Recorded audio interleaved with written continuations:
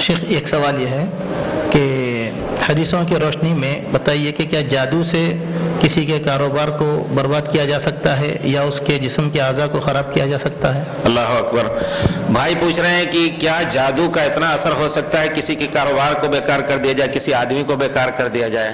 آپ جانتے ہیں اللہ تعالیٰ نے آیت ربا جو ہے شیخ، الذین یاکلون الربا لا یقومون الا کما یقوم الذی یتخبطہ الشیطان من المس، جو لوگ سود کھاتے ہیں وہ قیامت کے دن ایسے ہی اٹھیں گے گرتے پڑتے بے ہوش اور ہوش سے نابلد ہو کر کے کہ جیسے ان کو شیطان نے مس کیا ہوا ہے اور ان کو اپنے پر قابو نہیں ہوتا. تو نقصان وہاں اللہ تعالیٰ نے خود ثابت کیا. اسی طرح پھر اللہ تعالیٰ نے فرمایا ہے سورہ بقرہ میں ہے کیا ہے، وَيَتَعَلَّمُونَ مِنْهُمَا مَا يُفَرِّقُونَ بِهِ بَيْنَ الْمَرْءِ وَزَوْجِهِ وَمَا هُمْ بِضَارِّينَ بِهِ مِنْ أَحَدٍ إِلَّا بِإِذْنِ اللَّهِ. جادو سے ایسی چیزیں سیکھتے ہیں کہ میاں بیوی کو الگ کر دیتے ہیں، الگ کرتے ہیں اس کی وجہ سے، تو نقصان اس کا ہے. آدمی کو پاگل بنا دیتے ہیں، اس کا نقصان ہے، اس میں کوئی شک نہیں.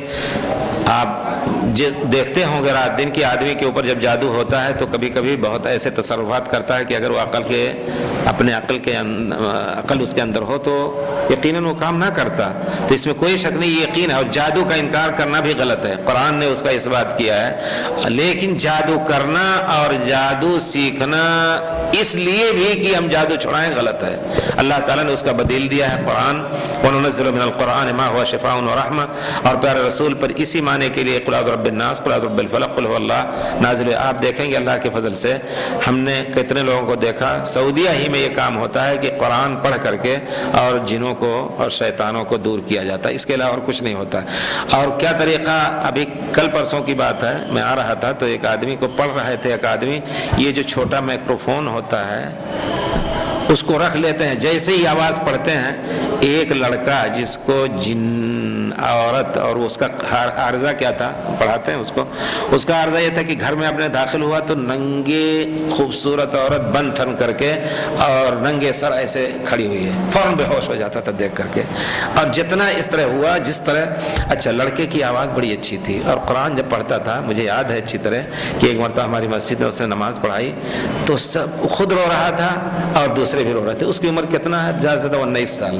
رو رہے ہیں سب، بالکل ایسے ایسے پانی بہ رہا ہو، نہ کوئی تکلف ہے، نہ چیخ ہے، نہ کچھ. لیکن اللہ تعالیٰ نے ایسی خوبصورت آواز دی ہے. وہ عورت جو ہے جب اس پڑھتا ہے، وہ آدمی جب دیکھا کہ آ رہا ہے تو جب پڑھا واللہ وہ زانیۃ لا ینکحها الا زان و مشرک، تو ایک دم پھڑپڑا رہی ہے، اس کا جسم پھڑپڑا رہا ہے، کہتا ہے ما انا زانی ما انا زانیہ، وہ کہتا ہے میں زناکار نہیں ہوں، میں زناکار نہیں ہوں. یعنی گویا یقیناً اثر ہوتا ہے قرآن کے ذریعے سے اگر پڑھا جائے. اور الحمدللہ کہتے ہیں کہ ایک آدمی تھے، انہوں نے کہا کہ قرآن جب پڑھتے رہیں گے تو آہستہ آہستہ ایسے کمزور ہو جاتے ہیں کہ پیر کی طرف سے پگھلنا شروع ہو جاتے ہیں، جب دل تک پہنچا پگھلنا تو مر جاتے ہیں اور چھوڑتے بھی نہیں ہیں. کہتے ہیں اگر ہم آج چھوڑ دیں، ابھی تو آپ کے ساتھ وہ کامیاب ہونے کی امید میں رہتے ہیں اور جنگ کرتے رہتے ہیں آپ سے، آپ کتنا پڑھیں گے؟ ہو سکتا ہے آپ اکتا کر کے چھوڑ دیں کہ معلوم ہوتا کامیابی نہیں ہوگی. لیکن کہتے ہیں کہ اگر جس نے اچھا جادو جو ہے شیطانوں کو مسلط کیا جاتا ہے، وہ کہتا ہے جس نے ہمیں مسلط کیا ہے اگر اس کو چھوڑ دیں کل ہمیں مار ڈالیں گے، تو اپنی بچاؤ کے لیے وہ چھوڑتے نہیں. لیکن قرآن پڑھتے پڑھتے کہتے ہیں ایک مرحلہ آتا ہے کہ وہ ان کا دل تک پگھلنا شروع ہو جاتا ہے تو اس کے بعد مر جاتے ہیں. جی ایسا بہت الحمدللہ تجربہ وہاں بہت کامیاب ہے اس کا.